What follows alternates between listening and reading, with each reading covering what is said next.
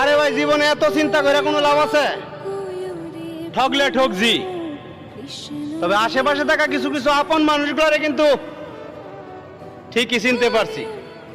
তাছাড়া আমার পরিবার আমার এই শিক্ষায় বড় করছে যে প্রয়োজনে নিজে ঠইকা যাইবা, তারপরও তোমার দ্বারা কোনো মানব জাতির যাতে ঠগ না হয় এতটুকু কথা সর্বদাই মাথায় রাখবা। আরে তুমি শুধু ঠক দিয়ে থাও, মানুষ তোমারে ঠকাইতে থাও, এই ঠক দিয়ে একটা সময় দেখবা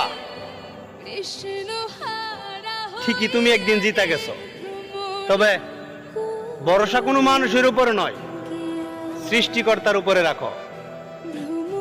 এখন তো আমি শুধুমাত্র ওই সুদিনটার জন্য অপেক্ষায় আছি। কোন দিন আমার ওই সুদিনটা আইব, যেদিন কিনা আমি হাইরা যাই জিতা যামু ইনশাল্লাহ।